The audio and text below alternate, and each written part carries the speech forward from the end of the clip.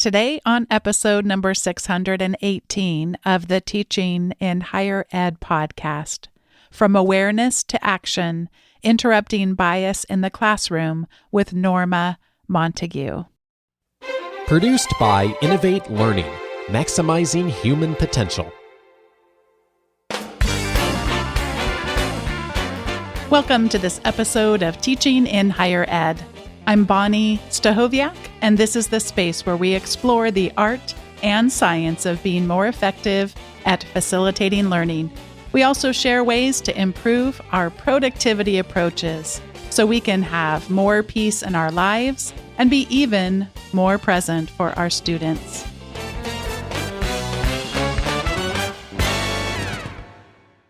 In today's episode, I'm joined by Dr. Norma Montague, Associate Professor of Accounting and Senior Associate Dean at Wake Forest University School of Business. Norma brings, as you'll hear in this interview, a rich and varied teaching background, from teaching at community colleges to a correctional facility. And all of these experiences have shaped her deep commitment to reflective and inclusive teaching. As you'll hear, we explore how hidden biases can show up in our classrooms, what it means to conduct a classroom audit, and practical ways to ensure students feel seen, supported, and challenged. Norma shares powerful stories and strategies for fostering belonging, rethinking participation, and continually improving our teaching with intention. Norma Montague, welcome to Teaching in Higher Ed. Thank you. I'm delighted to be here. I was recently asked to write a foreword for a book, and I've never written a foreword for a book. So the first step was, what is the difference again between a foreword or a preface? All this to say, I ended up getting to write and reflect and think about over about a month's time of my very first experience teaching as an adjunct. And I know you also have your own experience of your very, very first time teaching as an adjunct. And I invite you to do a foreword of your own for the episode we're having now and tell us about that experience. Oh, my goodness. So if I think back, it was almost 30 years ago now. And I had been working at a public accounting firm. I think you know this, that I was an accountant. And I had the opportunity to teach at a community college. And I really didn't have any formal training in education. So I thought back to who were my favorite teachers and what did they do? And I thought, I need to be engaging. I need to be well prepared. So I spent days writing out my notes. And as the day came closer and closer, I spent the last 2 days not refining my notes, but throwing up from how anxious I was about getting to the classroom. And it turned out just fine. It was an exciting, invigorating experience to be in front of the students. And from day one, once I got over the nausea, I was hooked. And I made the transition from public accounting to teaching. What are some of the memories that you have about those favorite teachers and what they did? Any big themes that you can reflect on today? Gosh, I think the ones who are the most memorable for me are the ones who got to know me, the ones who knew I was in class. It was the professors, instructors, even tutors who helped me feel seen and heard and took time to get to know me and to learn to really understand my learning style, to motivate me. And that's one thing that my work on inclusive teaching focuses on, is really being able to understand your learners' motivations. Because it's not a one size fits all. People have different styles and different backgrounds. They bring different experiences, stresses. Just like I had my favorite teachers, they have theirs. And so it's really important to understand where the students are and how I can design a learning experience that can meet them where they are as well. And we certainly don't want to turn those early years at that community college. We don't want to turn those students into a monolith because that would be going against being inclusive teachers. But what are some of the things you can tell us in general about the students that you taught back then? Yeah, so in my first year at the community college, I quickly was exposed to a really diverse range of learners. So during the day, I taught students who were recent graduates from high school. So they were in the 18 to 20-year-old range. Some had good study habits, some didn't have the same resources that others had, but they were just post high school, still learning to shape their study habits. In the evening, I taught adult learners. And so they came with a very different mindset and background to the classroom. They also were very exhausted by the time they got to class at 6 p.m. Many of them had full-time jobs and families. And so they were motivated to make the most of their time while they were there. Now, interestingly, in that first year at the community college, when I interviewed, the dean asked me how I would feel about teaching inmates. And this is back when behavioral interviews were gaining popularity. And I thought, oh, okay, they're just testing me. They're asking to see how I might respond to an incarcerated individual. And I said, well, I would have absolutely no problem teaching at a prison, provided the students had the resources that they need, that they were sufficiently motivated, that they were going to prepare. And I didn't hear anything else about it until I received my first teaching assignment. And I had my schedule, I had my courses I was going to teach, the locations. And next to one of my courses, financial accounting, it said HCI. And I looked at my map. Again, this is in the 90s. We didn't look things up online. And I couldn't find HCI on my map. I went to the department chair and I said, well, where's building HCI? And he said, oh, that's Harnett Correctional Institute. And I thought, oh my gosh, they were serious about the prison. And so that was one of the most fulfilling experiences that I ever had. And I taught at the prison for 4 years. And tying this back to motivations, every single student has a different motivation. And so here I was with a group of students who had at some point disappointed either children, parents, spouses, friends, and they were looking to feel valued, to feel recognized, to feel important. So it was really a memorable experience to go into a group, to work with a group of students who were eager to be seen, to eager to be validated and affirmed in their efforts. So that was a really unique experience that helped shape my approach to teaching. And we're going to fast forward now through the magic of our memories and invite you to share about an experience later on in your teaching where you started to have some data that may have shown you that your teaching wasn't quite living up to your values in terms of wanting to be inclusive in lots of senses of that word. Yes. So, given the many different students that I've worked with over the years, I really felt like I was an inclusive teacher. And then I signed up for a peer learning community here at Wake Forest University. And the focus of the peer learning community was inclusive teaching. And one of the things that they challenged us to do was to think about opportunity gaps in our classrooms, also known as equity traps. And I thought, well, I don't think I have any of those. And one of the activities that we engaged in was a classroom audit. And we had another faculty member come into our classrooms and map out the classroom and the gender distributions. And they did an audit of how many times I called on different students. And it was eye-opening to receive the report at the end that I was calling on male students more frequently, and they were taking more of the airtime in my classroom than I even realized.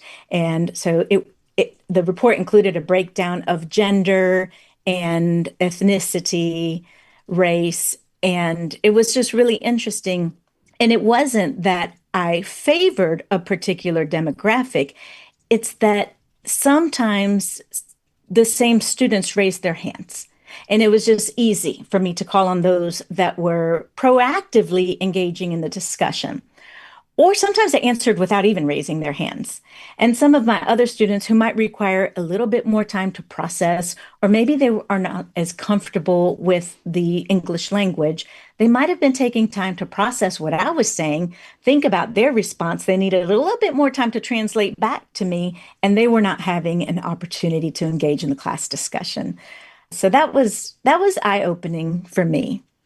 As I hear you reflect on your story, and thank you so much for the candor there, it's reminding me of, by the way, also have had similar situations where my classes would be recorded and going through a type of audit or using one of those ways you keep score on the kinds of questions that are asked and who is talking and for how long and classifying them. It's always fascinating.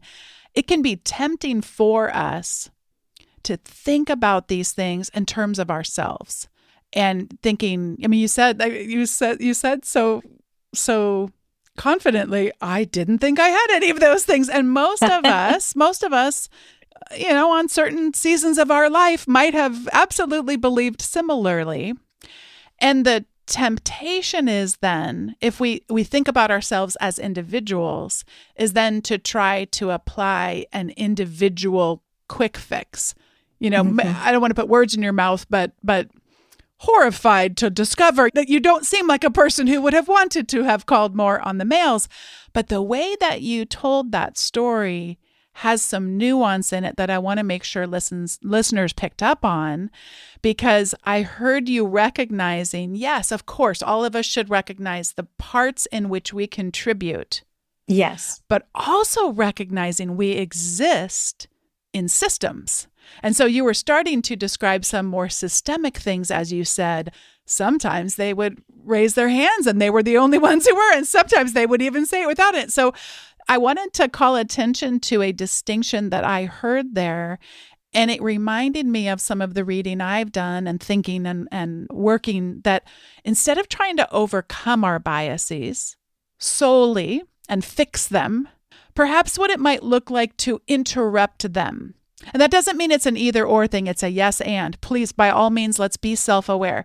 Let's have these systems. Let's have someone come in and audit our class. I know many universities have set up data where you can see where those opportunity gaps or equity traps may exist with grades. I know a lot of universities looking at those DFWs, and are the DFWs disproportionately turning out to be X, Y, or Z demographics.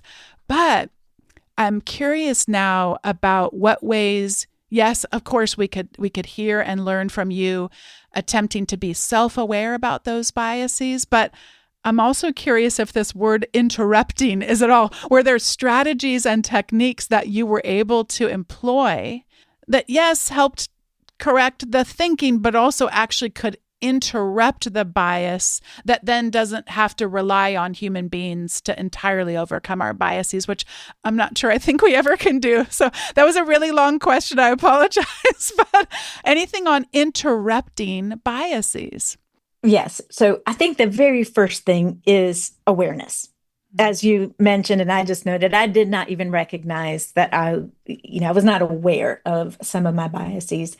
For me, I mentioned the peer learning community, and that was really helpful because when we started that group, the very first question was, who is included in your classroom? And then we had a hard time answering it. And the facilitator said, actually, let's think about it this way. Who's excluded in your classrooms? And when you start going through and thinking about who's excluded, you really have to think about how they are excluded.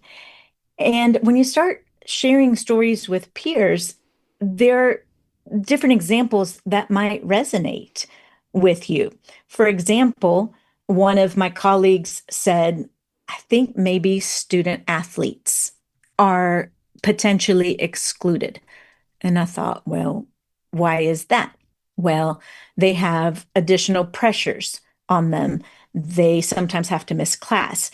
they spend a lot of time preparing in between games on buses. They don't have the same comfortable environments to study. They don't have, you know, the same amount of time.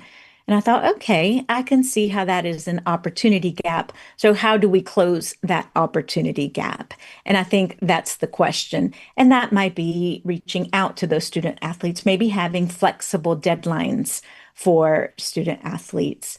So the closing of the gap, I think, is really helpful to just exchange ideas with colleagues. Hmm. One of the ideas that I learned from a colleague who had recommended a book was the idea of rebranding office hours as student hours. And I'd never really thought about this. So, what does a student today think that an office hour is? Is that when the professor just sits at the in their office and catches up on work?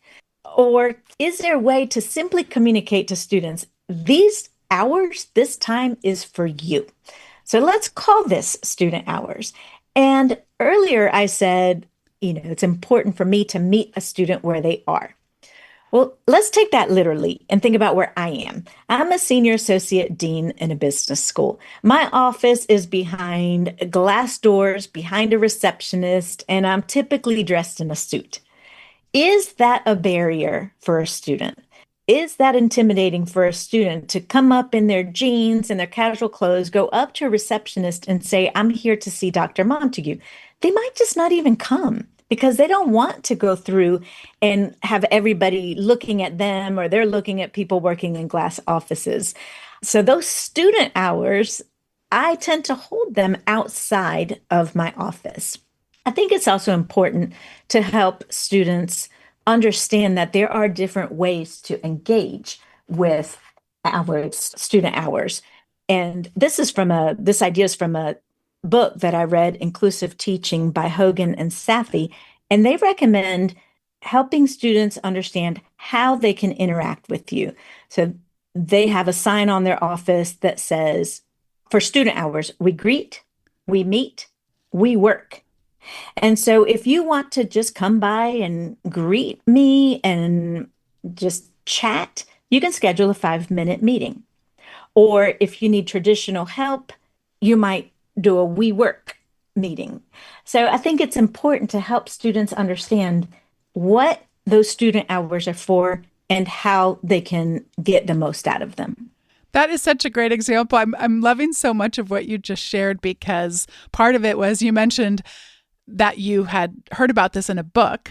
And I instantly thought, I wonder, as soon as you shared what it was, I wonder if that's Kelly and Fitchie's book. And sure enough, you have said that. But there's that sense of you coming together in community. Yes. Being vulnerable enough and being surrounded by other colleagues, presumably also willing to be vulnerable about what they're experiencing. Yes. And then also recognizing we don't have to do this on our own, and we don't have to reinvent this. There are a lot of people who are studying these things and who are looking at these, and just the way in which you two brought it back to helping people be not even just welcomed. You're unwelcoming yourself. You're deciding that my current context is not very welcoming, so I'm going to go to a place that would be more comfortable potentially, but also then helping them even see what might this look like. What could this experience look like, so they understand how to maximize the opportunities to get to connect. I want to for a moment go back to what you had you had someone come in and do the audit. What did you do then when you discovered that you were calling more often on male students than females? What were some of the strategies you took, or what did you do next? So before I answer that question, I want to share also that I took some inspiration from another profession. Oh, please. I went to a doctor's appointment, and the doctor came in and said, "Do you mind if I have a scribe?" And I thought, well, okay, no, I don't have a problem with a scribe. And she said, the reason I have a scribe is because I want to listen to you.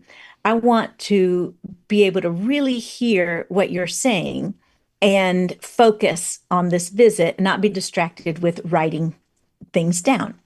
Well, it also serves another purpose.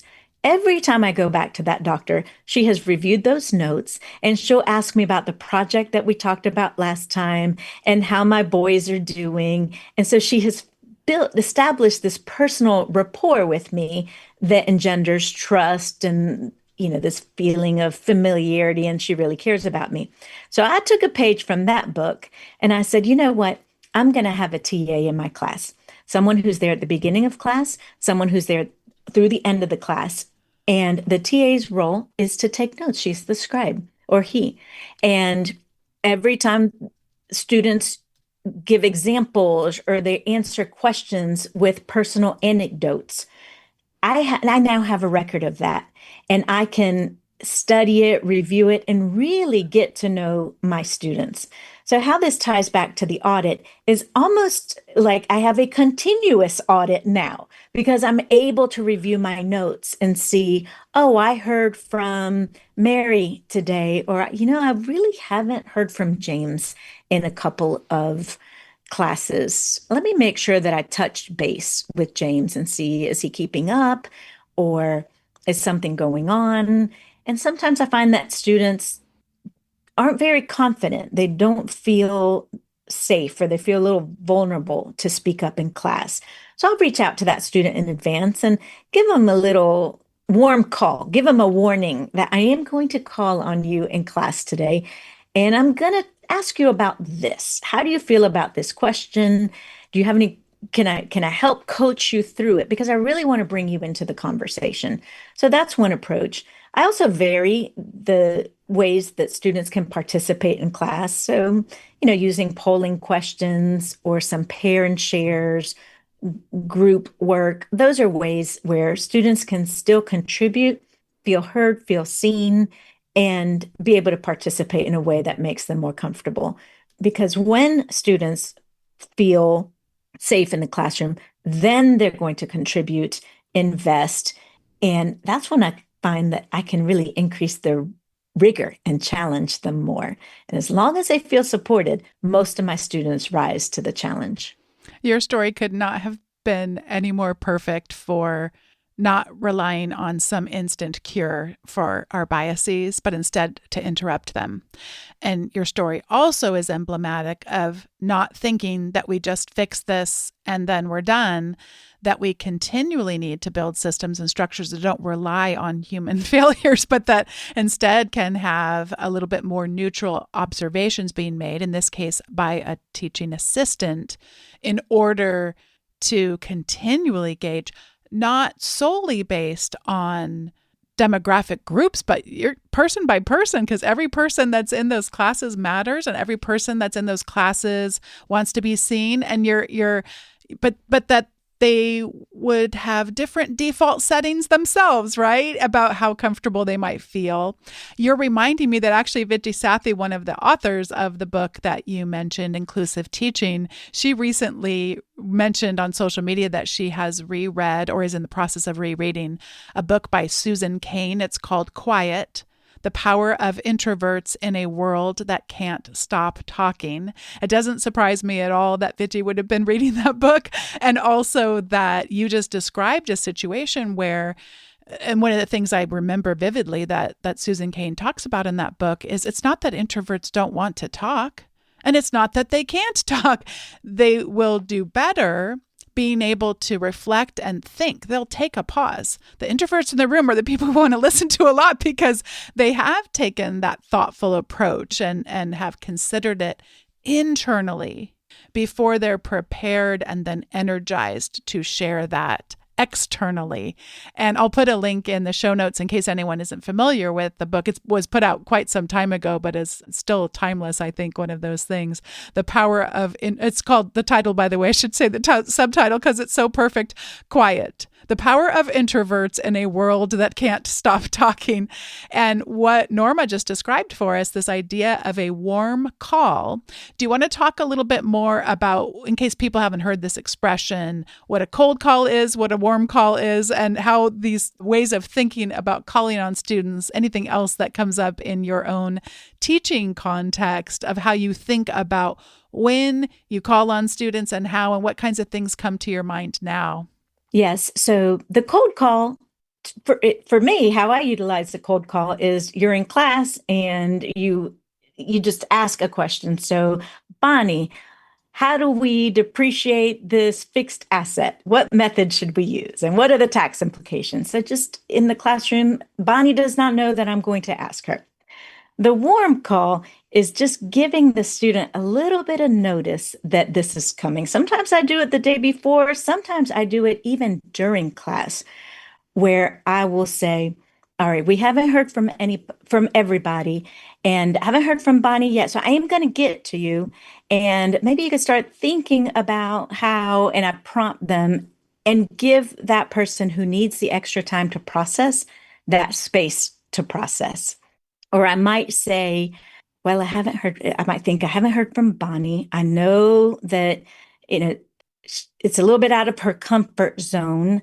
So I will say, okay, we're going to break out into groups to pair and share. If I have not already heard from you, then I'm going to expect to hear from you here. But that way they've had a chance to test out their answer with a partner, and that also builds their confidence.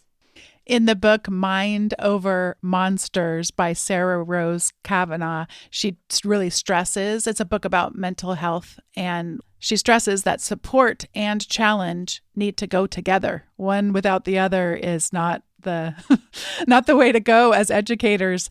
And what I love about the warm call is it's respecting people's differing communication styles, different comfort levels, etc., while still applying that challenge. You aren't not calling on students because they're uncomfortable.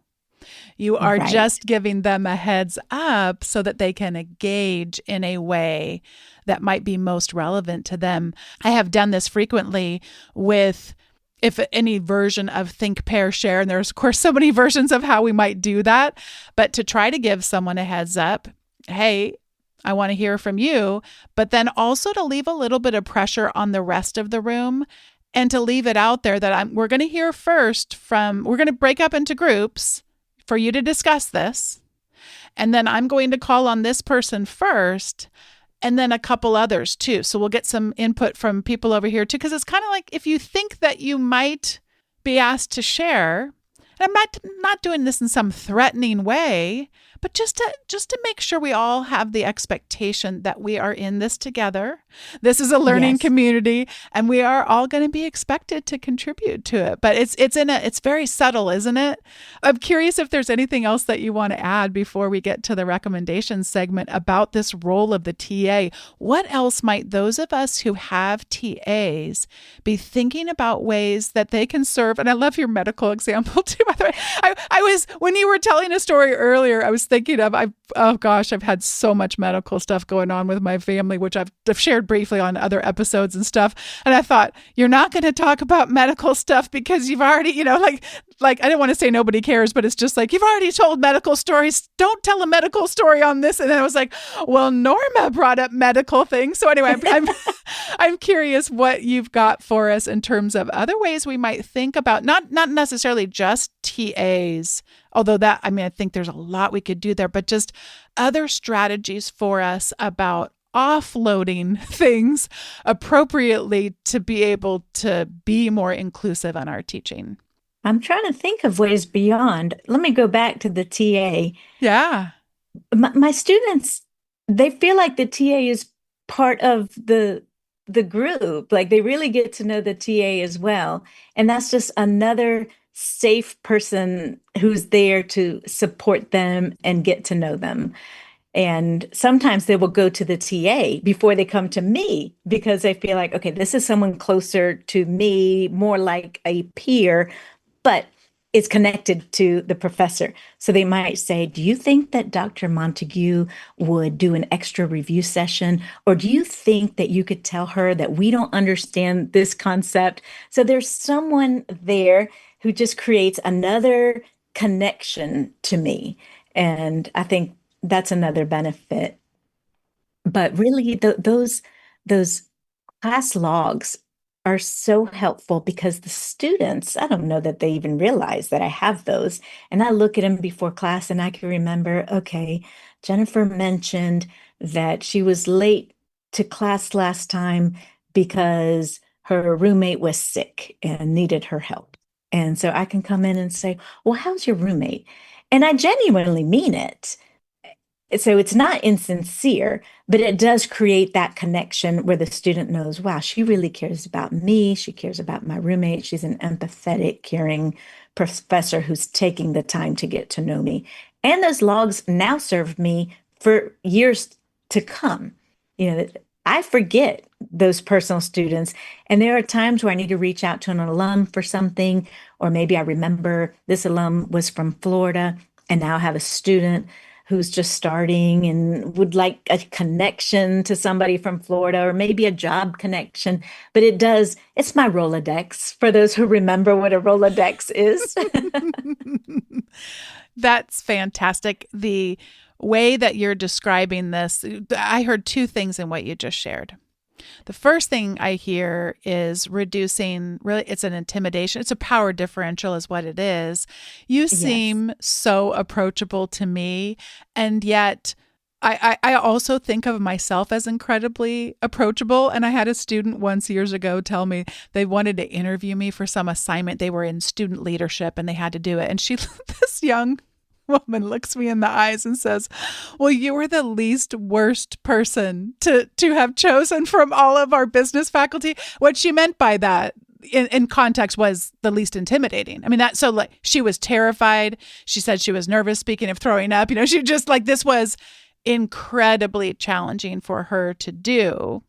Yeah. I would have told you if you had asked me, how would she feel about coming in? I thought, well, of course she would be. I mean, look at me. Look how approachable I am. Ever since that day, which it still makes me laugh, obviously, to this day, but ever since that day, I have to recognize I am nowhere near as approachable as I perceive myself to be by students. There is a power differential there that no matter what I might ever attempt to do to reduce those barriers is just going to exist. So you've given us this example with the TA where you have, again, it comes back to interrupting the systems, not trying to put it all on yourself as if you could cure or fix that about yourself. That's kind of baked in a little bit, especially because you're not just yourself, but you're every teacher they've ever had until they get to know you. So that you can't really erase that from all students' memories and just expect that they would somehow trust you enough to feel that level of safeness. So you have appropriately built this structure up where they can get what they need in other ways, and to have another person that they could perform help-seeking behaviors with as it relates to your class, and just how powerful that is. And then I heard you as you were talking about the TA recognizing the valuable role that they play in your ability to be present to that very class session that you're planning, preparing for, and all the things, present that day, but then even present in the future for how you might be able to connect students with alumni. I mean, it's just really lovely. So thank you so much for all these examples. Before we get to the recommendations segment, I wanted to take a moment and thank Poll Everywhere for being such a great partner with me for an entire year. I get the fortunate role of getting to share with you about twice a week a tip on how to use Poll Everywhere or services like it to engage our students. The one I'll be sharing today is one of my favorites. I didn't wait too long to share it with you. And that is, you've probably seen these before, 9 different boxes, like the Brady Bunch style, for those of us who remember the Brady Bunch. And each one has a different photo. I have seen it with cats. How are you feeling today on a scale of cat? And 9 different cat faces. Or it might be Muppets. And actually, there's a lot more than 9 boxes for the Muppets one, many, many different Muppets to get a sense of how you're feeling. And how these can work on Poll Everywhere is you can have a tappable or a clickable image.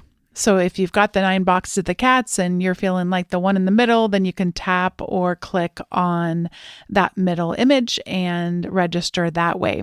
My suggestion on this one is it's great to hide people's responses and give them a minute before you show where everybody landed, and be willing to toggle on and off the responses so people can get a sense. Because if you've got a lot of people going, then the entire cat or the entire Muppet may be all filled up, and you want to give people a chance to weigh in on how they're feeling. I like to do this one a lot where I'll do a scale of cat. How are you feeling today on a scale of cat? And then I made up a scale called a scale of bike.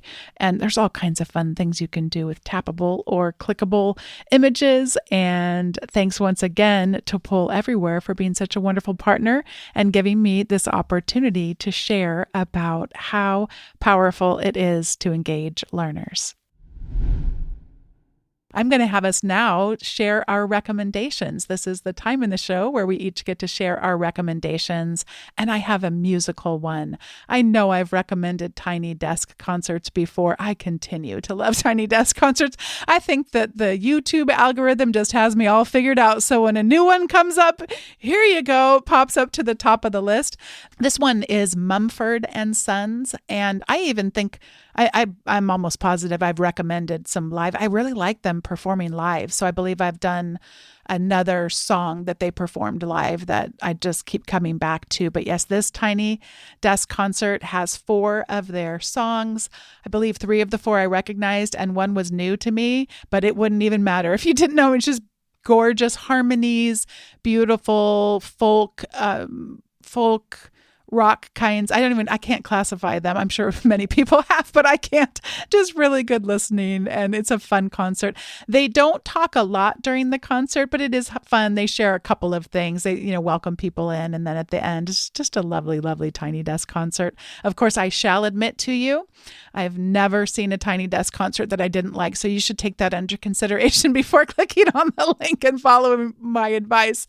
And then the second thing I wanted to recommend, and final thing I want to recommend, is that listeners, if you've been listening for a while, you know that I love music and just love, love, love it. I about 100% of the time in my life have a musical soundtrack that plays in my mind, in my imagination. And I came across a social media website, because you're probably thinking like, wait, really? We need another social media website? But hear me out here. And I want to first mention, I heard about it on Alan Levine's Cool Tools RSS feed. So every time he bookmarks a cool tool, technology tool, I automatically have it come into my RSS feeds, which I absolutely love. So this social media is called Crucial Tracks. And how it works is every day, should you choose to, but a maximum of once per day. They're really big believers in let's not overwhelm ourselves with just 20, 30 posts, whatever. Just everyone that belongs to this community, just once per day, a maximum, can share an important song in our lives. And I'm going to read from their description here. Crucial Tracks is a music journal with a simple idea. Share the important songs in your life. Every member gets 1 post per calendar day. And what they have daily prompts. And if you can't think of what song you might want to share, they'll have a prompt for that day, which you can either use one from their back catalog of prompts or come up with one of your own. Maybe there's just been a song playing on the music track of your head that has nothing to do with whatever they want to recommend. They call this, by the way, slow social music community. And that's, once again, just 1 post per day. And I've had such a great time going through their prompts. And they had one that I recently did was, what's an instrumental song that you like a lot? And another was, I didn't actually do this one, but I saw other people's posts about the first concert that they ever went to. I can't remember the first concert I ever went to, so I didn't participate in that one. And so that's my recommendation. And if you do end up joining or checking out Crucial Tracks, I'd love for us to follow each other, because of course, listeners, if you love music and this sounds like something for you, it'd be really fun to follow each other and to get to be introduced to some new songs through that too. So I'd love to hear from anybody who does decide to have a look at Crucial Tracks and maybe even join yourself. So now I'm going to pass it over to Norma for whatever she would like to recommend today. Okay, so I have what I think is a very fun recommendation. It is a product, a box that is called Mix It Up Scratch Off Date Nights. And it includes 52 date night challenges. So you have a year's worth of date night ideas.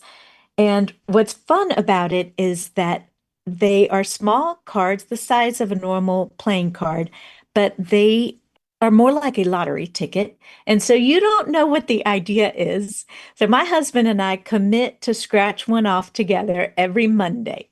So we have an entire week to figure out how we're going to incorporate the activity.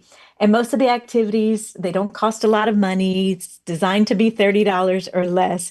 So I have my card from this past Monday, and our date night is to be a sketch artist. So each of us has to take a piece of paper and a pencil and sketch your partner. In the background, also sketch 3 things that they love the most. Oh. And then don't forget to pin it to the fridge when you're done. And so it's just, they're cute ideas for how to connect. And it just gives us something to look forward to each week. So they've been a lot of fun. Do you have any others that you would be willing to share? I'm so curious to let know. Me scratch. I'm going to scratch another one I meant like ones that here. you've done already. I hate to ruin your scratching, your pre-scratch. Oh, that's okay. We have 52 of them. This is real time, listeners, real time. The suspense. Here we go. And it's like winning a prize here. Okay, this one requires more effort. For this one, you had to find the nearest zoo and spend the day looking at the animals. Aww. Find the type that best represents your relationship. Oh. And so that might be one that our zoo is about an hour away. Maybe we have to do it online and find a virtual zoo. What do you do then if do you have any like I'm trying to think of what it would be like I'm going to pass like do you get to pass them if it's just like oh no, there's no passing. Okay. So that one it would be too easy to say no and then we'd get out of I'm a rule follower. Okay. We're going to follow the rules for the 52 weeks. But I'll tell you one more. Create a homemade pizza using $5 and at least 3 toppings. Using metaphors, come up with reasons for how each topping translates to your relationship. So there's that prompt that helps you connect with your partner. Oh, I love it so much. Well, thank you so much. I'm cracking up for listeners who may not, I mean, I think it came out pretty clearly in the conversation, but Norma's discipline is accounting. That's what, I mean, she mentioned the class that she teaches earlier, as well as it coming out in her bio. But leave it to the accountant to make sure that every card gets used and every card. Absolutely. We don't get to pass these things. You're not taking shortcuts on this one. So fun. We take a little bit of liberties sometimes, yes. but we try to do it. Norma Montague, thank you so much for joining me on today's episode and for bringing all these ideas and principles and integrity to today's conversation. Well, thank you so much for having me. It was a lot of fun. Thanks once again to Norma Montague for joining me on today's episode of Teaching in Higher Ed. Today's episode was produced by me, Bonnie Stahoviak. It was produced by the ever-talented Andrew Kroger. And if you've been listening for a while and you haven't signed up for the weekly Teaching in Higher Ed update, I encourage you to head over to teachinginhighered.com/subscribe. You'll receive the most recent episode's show notes, as well as some other resources that go above and beyond those foundational resources. Thank you so much for listening, and I'll see you next time on Teaching in Higher Ed.